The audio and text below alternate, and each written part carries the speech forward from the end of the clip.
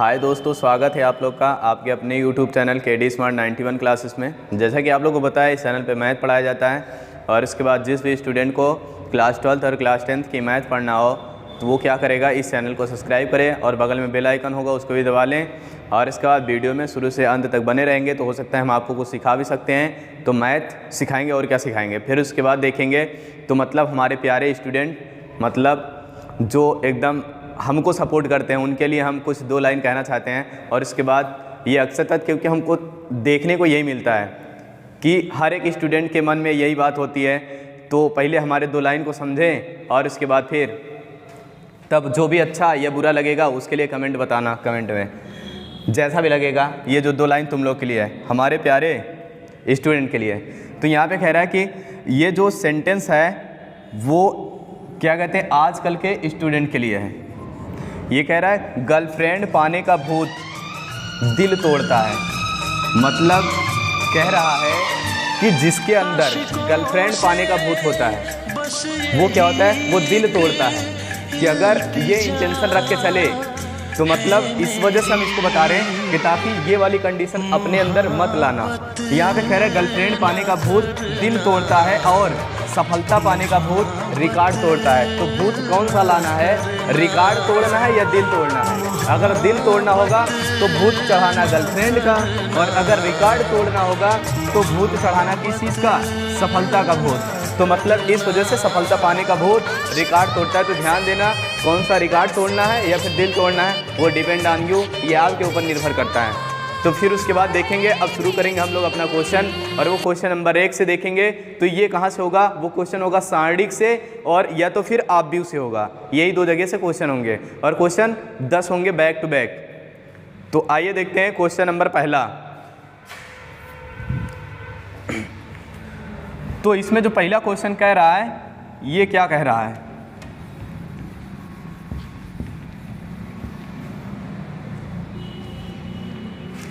पहला क्वेश्चन कह रहा है कि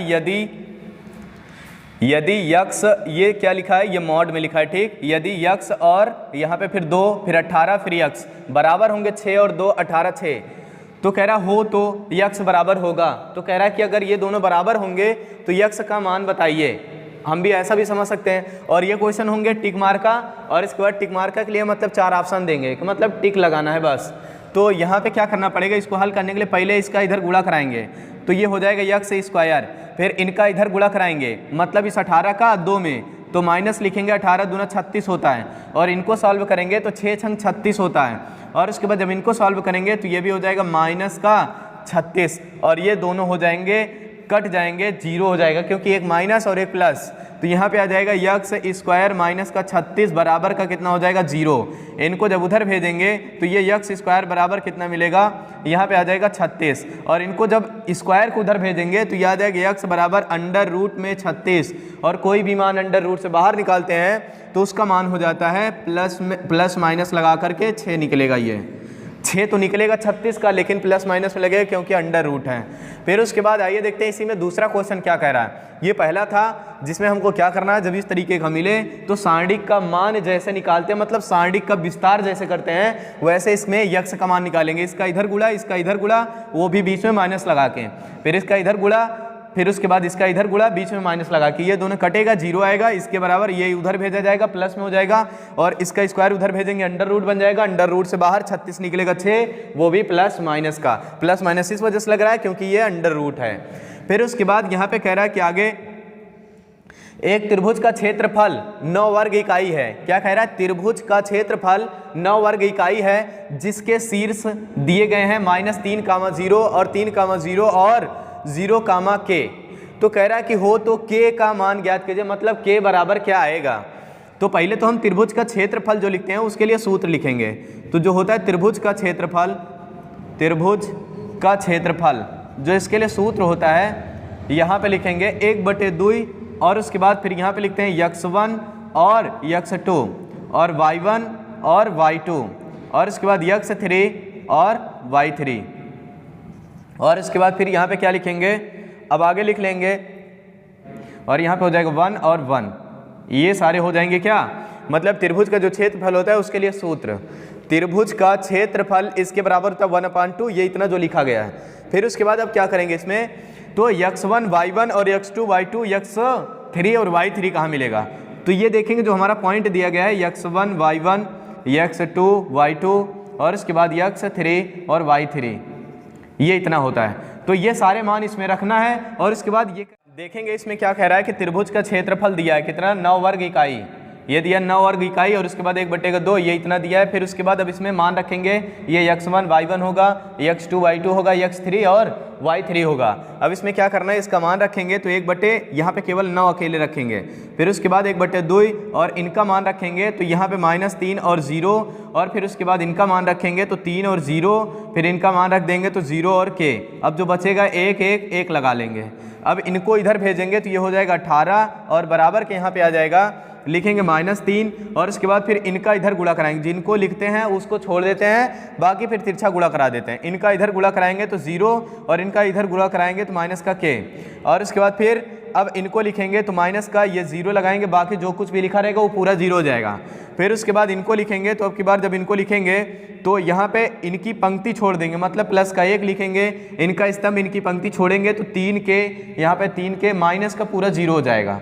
फिर उसके बाद अब जो बचा है उसको लिख लेते हैं तो यहाँ पे 18 बराबर का ये माइनस माइनस हो जाएगा प्लस का 3k और इसके बाद ये जब अंदर गुणा होगा तो प्लस का ये भी 3k और इन दोनों को जोड़ लेंगे तो कितना आ जाएगा 18 बराबर का 6k और ये 6 नीचे आएगा तो यहाँ पे कितना मिलेगा, तो जो ये k बराबर मिलेगा तो 18/6 और इनको भाग करेंगे तो कितना आ जाएगा 3, ये होगा इसका आंसर, मतलब k का मान जो आएगा वो 3 आएगा।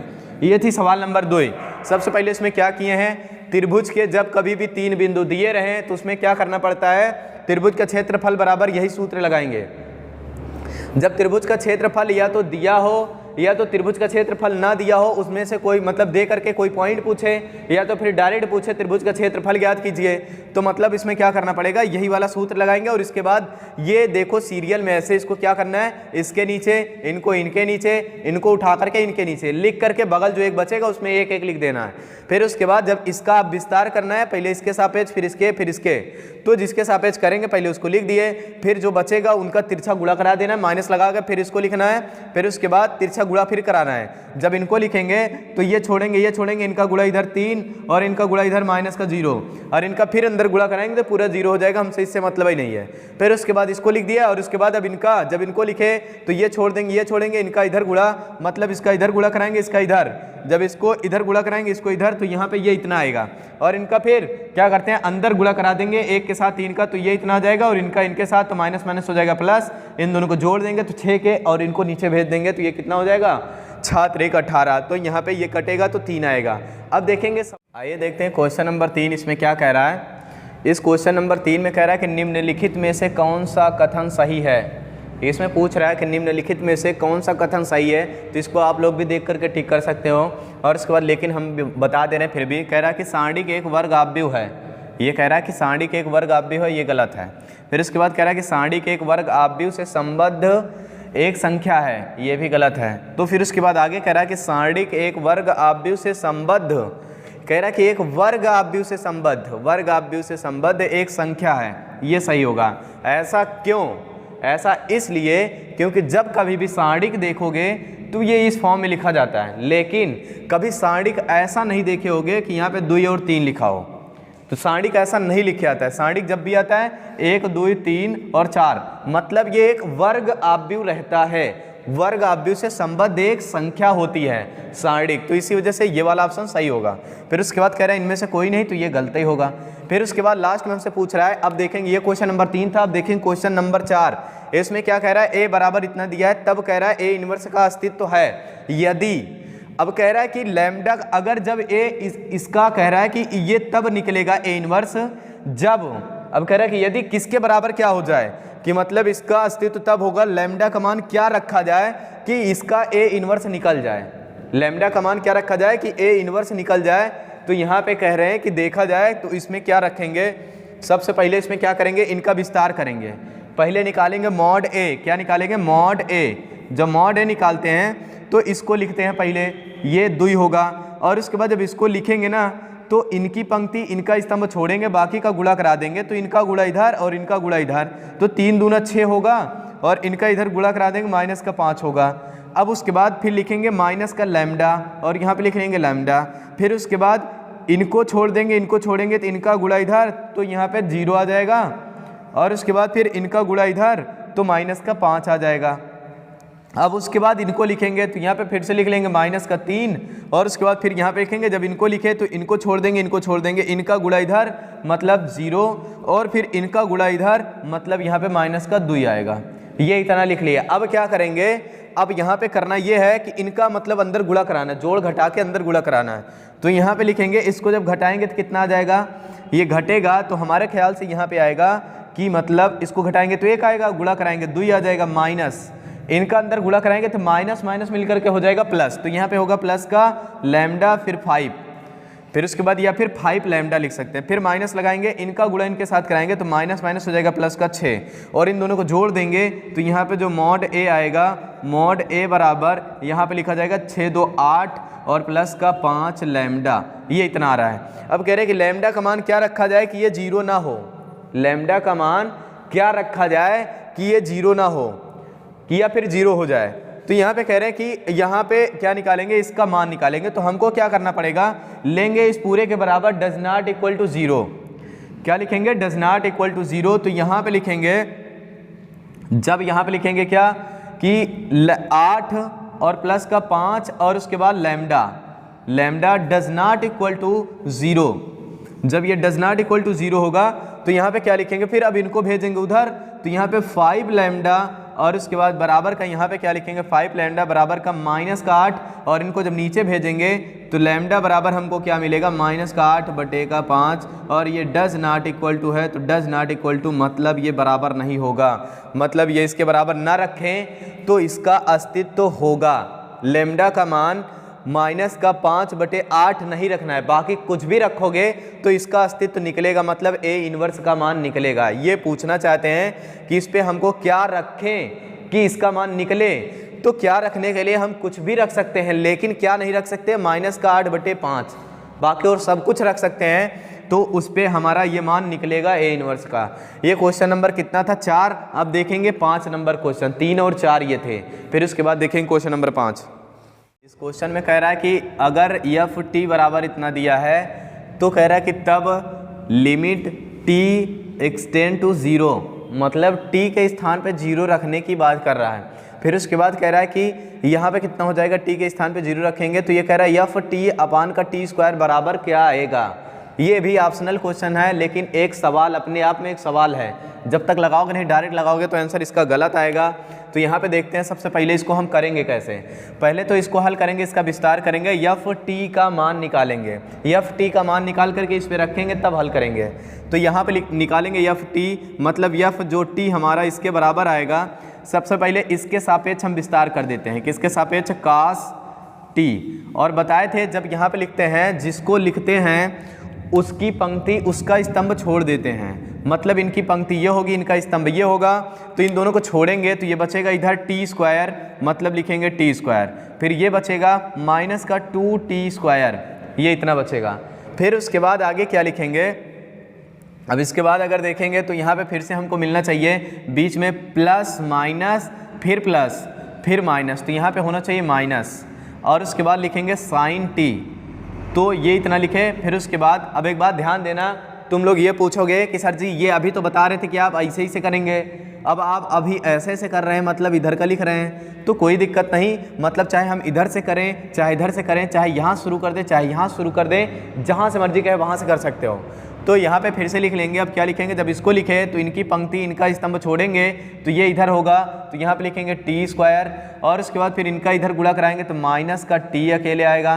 फिर उसके बाद अब बचा ये साइन टी, तो यहाँ पे लगा देंगे प्लस, फिर उसके बाद आगे लिखेंगे प्लस, और उसके बाद फिर लिखेंगे साइन टी। जब इनको लिखेंगे तो यहाँ पे कितना लिखा जाएगा, साइन टी के बाद इनको छोड़ेंगे और इनको छोड़ेंगे, इनका गुणा इधर कराएंगे तो 2t स्क्वायर, और उसके बाद फिर जब इनको और इनको छोड़ें 2t स्क्वायर, इनका आ जाएगा माइनस का t, बस ये इतना आएगा। अब इसके बाद क्या करेंगे, यहाँ पे देखा जाए तो शायद कुछ घटा उठा के लिखा जाए, तो इनका अंदर अगर गुणा कराओ तो ये कितना हो जाएंगे, कास तो यहाँ पे आ जाएगा टी स्क्वायर, या तो फिर इनको घटा के लिखो, ये 2 बार लिखा गया है टी स्क्वायर, ये 1 बार लिखा गया है, तो घटा देंगे तो कितनी बार बचेगा, 1 बार। तो ये माइनस का टी स्क्वायर और उसके बाद फिर कास टी, ये इतना बचेगा। क्या बचेगा यहाँ पे, कास टी। और इसके बाद फिर बीच में माइनस लगाएंगे और इनको तो हम घटा ही नहीं सकते, तो इनका अंदर गुणा कराना पड़ेगा। तो यहाँ पे जब गुणा कराएंगे तो ये कितना बन जाएगा, माइनस का 2t और उसके बाद फिर साइन टी, तो यहाँ पे स्क्वायर रहेगा। फिर उसके बाद जब इनका अंदर गुणा कराएंगे तो ये कितना लिखा जाएगा, यहाँ पे माइनस माइनस हो जाएगा प्लस, और उसके बाद इनका इनके साथ कराएंगे तो 2t और उसके बाद फिर साइन टी, ये इतना आएगा। फिर उसके बाद अब इनको घटाएंगे तो यहाँ पे कितना बचेगा, केवल t, तो यहाँ पे लगा देंगे प्लस और उसके बाद लिखेंगे t, और ये भी नहीं घटा सकते हम लोग, इसको क्यों नहीं घटा सकते, क्योंकि एक टी स्क्वायर है और ये एक t लिखा है। तो इनका जब अंदर गुणा कराएंगे तो ये आ जाएगा प्लस का 2t स्क्वायर और यहाँ पे लिख लेंगे साइन टी, और फिर उसके बाद इनका अंदर गुणा कराएंगे तो माइनस का t और यहाँ पे लिख लेंगे साइन टी, ये इतना लिखेंगे। अब उसके बाद देखेंगे तो यहाँ पे जो कट रहा है उसको काट दिया जाए। देखो तो एक बार यहाँ पे ध्यान से देखो, 2t square sine T, 2t square sine T, ये प्लस में ये माइनस में, ये और ये कट जाएगा। तो अब जो बचा यहाँ पे देखो तो 2t साइन टी और t साइन टी, मतलब यहाँ पे 2 बार और यहाँ पे 1 बार, तो 2 बार में 1 बार घटा देंगे तो कितनी बार बचेगा, 1 बार, वो भी प्लस में। तो यहाँ पे आएगा माइनस का टी स्क्वायर और उसके बाद फिर कास टी, और फिर उसके बाद इनको जब 1 बार इसमें से घटा दिए तो ये बचा प्लस का, और उसके बाद फिर टी साइन टी, ये इतना बचेगा। अब ये किसका मान मिला हमको, ये मिल गया एफ टी का मान मिला है। किसका मान मिला, एफ टी का मान। अब क्या करेंगे, इनका मान इस पे रखना है, तो जब इस पे रखेंगे तो यहाँ पे क्या आ जाएगा, लिमिट और उसके बाद फिर t लिखेंगे, फिर उसके बाद 0 एक्सटेंड करेंगे, फिर उसके बाद एफ टी का मान रखेंगे तो ये कितना है, माइनस का टी स्क्वायर, और उसके बाद फिर यहाँ पे लिख लेंगे कास टी, और उसके बाद फिर यहाँ पे लिखेंगे प्लस का टी साइन टी, और उसके बाद बटे का पूरे देखेंगे तो टी स्क्वायर लिखा है। तो चाहे तो यहाँ पे दोनों तरफ से टी कॉमन कर लें, कॉमन करो चाहे ना करो, चाहे तो अलग अलग कर दो, तो कॉमन कर लेंगे तो यहाँ पे क्या बचेगा, फिर कॉमन करेंगे तो यहाँ पे केवल कॉमन मिलेगा, और अलग अलग करेंगे तो एक में कटेगा एक में बचेगा। तो यहाँ पे देखो लिमिट लिख सकते हैं, लिमिट t एक्सटेंड टू 0, और यहाँ पे क्या लिख देंगे, माइनस का टी स्क्वायर और यहाँ पे लिखेंगे कास टी और बटे का टी स्क्वायर, फिर बीच में लगाएंगे प्लस, और उसके बाद फिर लिखेंगे लिमिट, और उसके बाद फिर t और एक्सटेंड टू 0, फिर उसके बाद यहाँ पे लिखेंगे t और उसके बाद यहाँ पे लिखेंगे साइन t और बटे का टी स्क्वायर, और देखें तो स्क्वायर से ये t कट जाएगा, और उसके बाद फिर यहाँ पे स्क्वायर वाले से स्क्वायर वाला कट जाएगा। तो अब जो बचेगा यहाँ पे बचेगा लिमिट, और उसके बाद फिर t एक्सटेंड टू 0, और यहाँ पे बचेगा माइनस का कास t और उसके बाद फिर कास t। अब आगे बीच में लगाएंगे प्लस, फिर लिखेंगे लिमिट और उसके बाद t एक्सटेंड टू 0, और इसके बाद यहाँ बचेगा साइन t बटे का t। तो यहाँ पे ध्यान देना, जो साइन t और कास t, मतलब ये जो हैं इसका मान कितना आ जाएगा, इसका मान होता है 1। तो इधर देखते हैं हम लोग, इसके बगल इसका मान होगा 1, मतलब जब इसका मान 0 रखेंगे तो ये 0 हो जाएगा, और कास 1 होगा तो यहाँ पे हो जाएगा कास 1, इसका मान होगा 1, और उसके बाद फिर बीच में इसका मान कितना हो जाएगा, प्लस का, ये भी हो जाएगा इसका मान, इसका भी मान 1 होता है, ये भी 1। लिमिट का प्रॉपर्टी होती है कि जब इस तरीके से दिया रहे, limit 0 x extend to 0 sine x बटे x दिया हो तो इसका मान हो जाता है क्या, 1। तो यहाँ पे लिखा जाएगा 1, और ये दोनों मिल करके कितना बना देंगे, 2। अगर कोई ऐसा ऑप्शन हो तो इसमें लगा सकते हो। तो फिर उसके बाद देखेंगे इसके आगे क्वेश्चन नंबर 6। अच्छा, एक बात ध्यान देना कि इसमें क्या करना है, पहले इसमें करना क्या है, तो यहाँ पे निकालना पड़ेगा, क्या करना पड़ेगा, इसमें निकालना पड़ेगा। कह रहे हैं कि अच्छा यहाँ पे ध्यान देना थोड़ा सा कि ये वाला मान जो आएगा वो माइनस में आएगा, तो ये अगर माइनस में आएगा तो इसका मान क्या आ जाएगा, माइनस प्लस ये कट जाएगा तो 0 आ जाएगा। इसका मान यहाँ पे माइनस होगा तो ये माइनस प्लस कट जाएगा तो 0 हो जाएगा। तो फिर उसके बाद इसमें करना क्या है, पहले क्या निकालना पड़ेगा, एफ टी। पहले क्या निकालना है, एफ टी निकालेंगे यहाँ से इसका विस्तार करके। जब इसका विस्तार इसके और इसके सापेक्ष करेंगे तो ये इतना लिखेंगे। इतना लिखने के बाद इनको पहले हम घटाएं, जब इनको घटा दिए तो ये बचा 2t स्क्वायर में एक t स्क्वायर घटाए तो t स्क्वायर बचा, उसको हम आगे लिख दिए, वो भी माइनस में। अब उसके बाद फिर यहाँ पे देखो नहीं घटेगा, तो इसको क्या कर दिया, अंदर गुणा करा दिया, एक बार इनके साथ एक बार इनके साथ। गुणा कराने के बाद यहाँ पे देखो 2t² और sin t बचा, फिर प्लस का ये माइनस माइनस हो गया प्लस और t sin t हो गया, इनका गुणा भी अंदर इनका गुणा भी अंदर। इतना करने के बाद ये माइनस में और ये प्लस में ये दोनों कट गया, बचा ये इतना, इसको घटा दिए तो यहाँ पे आ गया कितना sin t, t sin t। और उसके बाद यहाँ पे लिखे होंगे एफ टी माइनस का t² cos t प्लस का t sin t। ये इतना लिखने के बाद अब उसके बाद ये मिल गया कितना, एफ टी का मान मिला है। एफ टी को कहाँ रख दिए, इस वाले पे, इस पे रखे हम यहाँ पे। अब रखने के बाद एक बार इस t² को इनके साथ, एक बार t² को इनके साथ, और इस लिमिट का अंदर गुणा करा दिए। तो यहाँ पे देखो लिमिट का अंदर गुणा करा के t² cos t अपान का t² प्लस बीच में प्लस लगा दिए, फिर उसके बाद लिमिट t एक्सटेंड टू 0 और उसके बाद फिर t लिखे हैं यहाँ पे sin t अपान का t²। एक t² से t कट गया, बचा एक t अकेले। फिर उसके बाद यहाँ पे कह रहा है कि माइनस का cos t बचा, क्योंकि t² से t² कट गया, बचा। फिर उसके बाद प्लस लगाएंगे, फिर यहाँ पे लिखेंगे लिमिट t एक्सटेंड टू 0, फिर उसके बाद sin t अपान का t।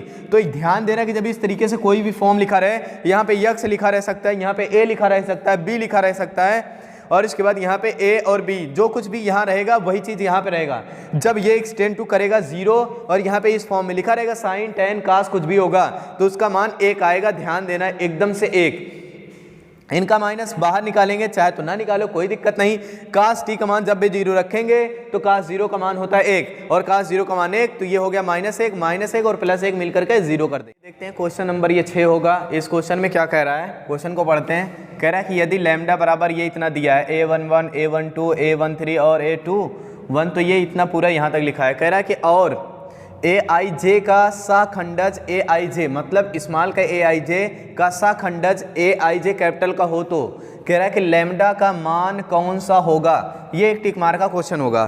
तो यहाँ पे ध्यान देना, इसको करेंगे क्या कि जब मान लेते हैं कि C11, अच्छा यहाँ पे ध्यान दो, पहले क्या करना है कि पहली बात तो जब सहखंडज पूछेगा ना उसी का सहखंडज, मतलब यहाँ पे देखो 1 1 है और 1 1 कह रहे हैं, i j है और उसके बाद यहाँ पे i j है, तो मतलब जितना यहाँ पे हो उतना ही यहाँ पे हो।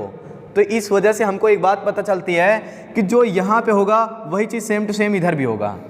तो इससे हमको ये पता चल जाएगा कि मतलब देखो जिसमें दोनों सेम हो वही वाला सही होगा। देखो इसमें सेम है, लेकिन इधर देखो 12 और 21 हो गया है, मतलब 1 2 और 2 1 हो गया है, और इधर तो फिर देखो 13 31 हो गया है, ये भी मतलब गलत ही होगा। और उसके बाद फिर नीचे वाले में आते a21 और यहाँ पे देखो ये तो पहले ही गलत हो गया, मतलब ये नहीं मैच कर रहा है। नीचे वाले में आओ, देखो यहाँ पे a मतलब 1 1 फिर a11, मतलब ये दोनों मैच कर रहा है, और इधर भी देखो तो ये भी मैच कर रहा है, इधर भी देखो तो ये भी मैच कर रहा है। ऐसा क्यों कह रहे हैं, तो इसको बोला जा सकता है कि C1 के स्तंभ, मतलब क्या कहते हैं C1, मतलब स्तंभ जो C1 है, ये C1 अगर इसको देखें तो इसका हम सहखंडज निकालें। अब हमको ऑप्शन ये सही हुआ, तो ऐसा क्यों सही हुआ ये देखना है। तो मतलब यहाँ पे कह रहा है कि जो C1 मतलब ये स्तंभ 1 है, उसके अवयव ये होंगे, लेकिन जो इनका वो होगा क्या, सहखंडज, इनका जो सहखंडज होगा तो ये a11 का सहखंडज क्या हो जाएगा, a11, और a12 का सहखंडज क्या होगा, a12, और a13 का सहखंडज क्या होगा, a13। तो हम क्या कर दिए, इनको दोनों को जोड़ करके, इनको जोड़ करके और इनको भी जोड़ करके लिख दिए, तो वो बन गया C1 के सहखंडज। C1 के सहखंडज मतलब इसके सहखंडज, बाकी और किसी में मैच नहीं कर रहा है। अगर यहाँ पे लिखा है a13 तो इसका मतलब इसका सहखंडज a13 ही होगा और कुछ नहीं होगा। तो वैसे यहाँ पे देखो, यहाँ पे a21 लिखा है, तो a21 का सहखंडज क्या होना चाहिए, a21, लेकिन इसमें ऐसा नहीं है। और इसमें भी देखो a22 लिखा है, तो इसका सहखंडज a22 होना चाहिए, लेकिन ऐसा नहीं है। तो इसलिए बाकी ऑप्शन गलत होंगे और ये वाला सही होगा। अब देखेंगे, आइए देखते हैं क्वेश्चन नंबर 7 इसमें क्या कह रहा है। आगे 2 क्वेश्चन होंगे, ये कह रहा है 7 और 8 हम लोग देखेंगे दोनों एक साथ। इसमें कह रहा है कि ये जो इतने के बराबर 0 सिद्ध करो। इसमें कह रहा है कि ये दिया 13 16 19 और 14 17 20 और 15 18 21, इनके बराबर हमको क्या सिद्ध करना है, इनके बराबर 0 सिद्ध करना है। कभी कभी इस सवाल में ये पूछता है कि इसका मान बताइए, और फिर उसके बाद देखेंगे इनके बराबर क्या कह रहा है, इनके बराबर कह रहा है मान ज्ञात कीजिए, इसका मान कह रहा है सारणिक का मान ज्ञात कीजिए। तो क्या करेंगे इसको सिद्ध करने के लिए, सबसे पहले या तो इसका किसी के सापेक्ष विस्तार कर दो, लेकिन हम लोग को इतना गुणा कराना बहुत मुश्किल होता है, बहुत कठिन होता है, वो कठिन काम कोई नहीं करता। तो हमको क्या करना पड़ेगा, यहाँ पे देखो ऐसा लिख सकते हैं क्या, R1 को R1 में लिखो, लेकिन R2 से घटा करके लिखो। R1 को R2 में घटा देते हैं और उसके बाद R1 में लिखेंगे, फिर उसके बाद R2 में लिखेंगे, अब की बार R2 को R3 से घटा दो। ऐसा हम क्यों कर रहे हैं अभी देख लेना, खुद ही समझ में आ जाएगा। तो यहाँ पे क्या करेंगे, जब इनको घटाएंगे R1 में लिखना है, R1 माइनस R2 करना, मतलब इनको इसमें घटाना है। तो ये हो जाएंगे, जब 13 में क्या करेंगे, यहाँ पे एक काम करो R2 में लिख डालो, नहीं तो माइनस में आ जाएगा।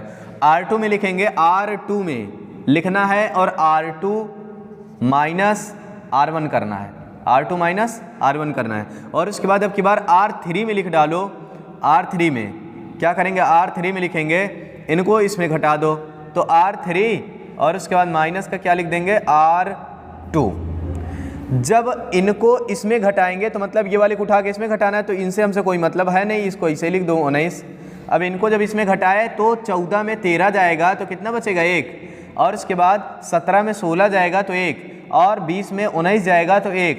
अब उसके बाद इनको इसमें घटाना है, तो मतलब 15 में 14 जाएगा तो 1, और उसके बाद 17 में मतलब 18 में 17 जाएगा तो 1, और उसके बाद 19 में मतलब 21 में 20 जाएगा तो 1। तो यहाँ पे ये इतना बचा। ये किसका मान निकल रहा था, ये इसका मान, मतलब यही अभी तक हम लोग घटा रहे थे। अब इसको घटाए इस वजह से हैं क्योंकि देखो यहाँ पे ये पंक्ति और ये पंक्ति, दोनों पंक्तियों का मान क्या हो गया, समान हो गया। तो ये नियम कहता है कि जब किसी सारणी के 2 पंक्ति या 2 स्तंभ के मान समान हो जाएं तो उसका मान 0 होता है। तो यहाँ पे लिख सकते हैं इसके बराबर 0, क्योंकि यहाँ पे लिख देना क्योंकि, वैसे तो हमको क्योंकि बताने की ज़रूरत नहीं है क्योंकि ये क्वेश्चन होगा टिक मार का। अच्छा, टिक मार का नहीं, ये सॉल्व करना है, तो यहाँ पे लिखना पड़ेगा क्योंकि इस सारणिक में लिख देना, हम बोल रहे हैं इस सारणिक में 2 पंक्तियों के मान समान हो गए हैं। मतलब यहाँ पे कह सकते हैं इस सारणिक में R2 और R3 के मान समान है, इसलिए इसका मान 0 होगा, इसलिए इसका मान 0 होगा। और यहाँ पे चाहे तो लिख सकते हो इति सिद्धम, बस हो गया। तो अब आगे देखेंगे क्वेश्चन नंबर 8, इसमें क्या कह रहा है, इसका मान ज्ञात करना है। तो जो क्वेश्चन नंबर 8 होगा इसके लिए मान ज्ञात इसके और इसके सापेक्ष। एक काम ना करें, हमको पता है हम चाहे जिसके सापेक्ष विस्तार करें तो इनके सापेक्ष नहीं करेंगे। ऐसा क्यों, क्योंकि ध्यान देना, जहाँ कहीं भी ज़्यादा 0 दिखे उसी के सापेक्ष करना। 0 यहाँ पे दिख रहा है तो हम इसको इसके सापेक्ष करेंगे, तो ये प्लस माइनस फिर प्लस हो जाएगा। तो आगे लिखेंगे, पहले क्या लिखेंगे 4, और जब 4 लिख लिए तो इनको छोड़ना, इनका इधर गुणा माइनस का 1, इनका इधर गुणा माइनस का 12, और उसके बाद फिर अब की बार -4 0 लिखेंगे, और उसके बाद फिर इनको छोड़ेंगे और इनको छोड़ देंगे, इनका गुणा इधर तो 1, इनका गुणा इधर माइनस का 8, फिर उसके बाद बीच में अब क्या लिख देंगे प्लस का 0, फिर उसके बाद जब इनको लिखे तो इनको छोड़े, इनका गुणा इधर तो 3 और इनका गुणा इधर तो माइनस का +2। अब 0 वाले को गुणा कराएंगे पूरा 0, इसमें हमको कैलकुलेशन कम करना पड़ेगा, नहीं तो तुम चाहे जिसके सापेक्ष करना आंसर आएगा। और इनका गुणा इधर कराएंगे तब भी 0 हो जाएगा, तो इनसे हमसे कोई मतलब है नहीं। तो बाकी आ जाते हैं इसमें, जब इसको जोड़ा जाएगा तो यहाँ पे लिखेंगे लैम्डा, और इसके बाद ये हो जाएगा 4 और गुणे का -13, और 13 चौका 52, तो ये आ जाएगा, इसका आंसर कितना आएगा -52। ये इसका आएगा क्षेत्रफल, जो कुछ भी पूछ रहा हो, सारणी का मान पूछ रहा होगा। तो अब इसके आगे देखेंगे क्वेश्चन नंबर 9। ये है क्वेश्चन नंबर 9 और 10। इसमें क्या कह रहा है, क्वेश्चन नंबर 9 और 10 में इसमें भी कह रहा है कि मान ज्ञात कीजिए और इसका भी मान ज्ञात करना है। तो इसके लिए हमको क्या करना पड़ेगा, सबसे पहले तो यहाँ पे हम लिखेंगे, इनका इधर गुणा कराएंगे, तिरछा गुणा, तो यहाँ पे हो जाएगा cos स्क्वायर थीटा, और इनका जब इधर गुणा कराएंगे तो बीच में माइनस होता है, और ये हो जाएगा साइन स्क्वायर, लेकिन माइनस का साइन स्क्वायर थीटा, ये इतना लिखेंगे। इनका अंदर गुणा करा देंगे तो ये बन जाएगा cos स्क्वायर थीटा, और ये प्लस का साइन स्क्वायर थीटा, मतलब इसके बराबर 1 होता है, ये हमको भी पता है, तो इसका मान 1 हो जाएगा। ठीक, फिर उसके बाद देखेंगे क्वेश्चन नंबर ये 10। इसमें क्या कह रहा है, इसका इधर गुणा कराना है, तो यहाँ पे लिखेंगे x स्क्वायर माइनस का x और प्लस का 1, गुणा नहीं कराना है, कह रहा है कि मान ज्ञात करना। मान तो ऐसे ही ज्ञात करेंगे ना, तिरछा गुणा करा के बीच में माइनस लगा के, फिर उसके बाद यहाँ पे x प्लस का 1, और उसके बाद इधर माइनस लगाएंगे, फिर उसके बाद इनका गुणा इधर, तो यहाँ पे x माइनस का 1, और उसके बाद फिर लिखेंगे x प्लस का 1। अब उसके बाद इनका अंदर गुणा कराओ, तो इनका जब इनके साथ गुणा कराएंगे तो यहाँ पे क्या बचेगा, इनका जब अंदर गुणा करा देंगे तो ये बन जाएगा x क्यूब, और इनका इनके साथ गुणा कराएंगे तो ये शायद बन जाएगा, क्या पता है, इसके स्थान पे लिख सकते हैं a cube minus B cube का। तो यहाँ पे इसका जब इसके साथ गुणा कराया फिर उसके बाद इसका इसके साथ, तो माइनस का ये आएगा यक्स स्क्वायर, इनका इनके साथ प्लस का यक्स, और इनका इनके साथ कराएंगे तो यहाँ पे अभी तक इनका इनके साथ फिर इनके साथ, अब इनका सबके साथ कराएंगे तो माइनस का यक्स स्क्वायर माइनस का यक्स और उसके बाद प्लस का 1, ये हो जाएगा माइनस का नहीं ये प्लस का होगा क्योंकि ये इसके साथ प्लस का यक्स और इनके साथ माइनस फिर इनके साथ 1 प्लस का। अब एकदम सही है, इनका जब गुणा कराएंगे तो ये सूत्र बन जाएगा यक्स स्क्वायर माइनस का 1 और माइनस माइनस प्लस का 1, तो ये हो जाएगा यक्स स्क्वायर माइनस में, ये हो जाएगा प्लस में यक्स स्क्वायर, और ये हो जाएगा यक्स माइनस में, ये हो जाएगा प्लस में यक्स। अब बचा यहाँ पे x square x cube minus का यक्स स्क्वायर, अब उसके बाद फिर प्लस का 1, ये इतना बचा है। अब इसमें क्या करेंगे, ये कह रहे हैं कि इसका मान ज्ञात कीजिए। इसका मान ज्ञात करने के लिए केवल 2 ही तरीके हैं, या तो इसका गुणनखंड कर लो या तो इसमें कुछ कॉमन कर लो, बाकी यही इसके इतने ही मान आने चाहिए। या तो फिर इसको और कुछ हल करेंगे तो इसमें कुछ दिया ही नहीं तो इसमें हल क्या करेंगे अब, या तो इसमें कुछ कॉमन कर सकते हैं तो यहाँ पे आ जाएगा यक्स स्क्वायर, अच्छा ये जुड़ेगा तो यहाँ पे आ जाएगा 2, 1 और 1 को जोड़ देंगे तो 2 आएगा, 1 नहीं बचेगा। और इसके बाद अगर इसमें यक्स स्क्वायर कॉमन भी करेंगे तो ये बचेगा, हो सकता है गुणनखंड करें नहीं तो ऐसे ही आएगा यक्स माइनस का 1 और इसके बाद फिर प्लस का 2, या तो ये आएगा। चलो तो ये ख़त्म हो गया, 10 क्वेश्चन था। और इसके बाद अगर आप लोगों को 90 प्लस लाना है तो इस चैनल को सब्सक्राइब करो। इनकी जितनी भी वीडियो हो, मतलब इसमें के जितने क्वेश्चन हो वो सारे क्वेश्चन को आपको भी हल करना है जैसे हम हल कर रहे हैं। और बैक टू बैक क्वेश्चन लेने के लिए चैनल को सब्सक्राइब करना पड़ेगा और बगल में बेल आइकन होगा उसको भी दबा देना। अगर वीडियो में अभी तक रुके होगे तो जाहिर सी बात है शुरू से अंत तक होगे। और उसके बाद उसके लिए आपको क्या करना पड़ेगा, मतलब अगर अच्छा लगा होगा तो लाइक वही कर देना ताकि हम भी समझना कि तुमको भी अच्छा लग रहा है। और उसके बाद फिर मिलेंगे अगले वीडियो में, तब तक के लिए बाय।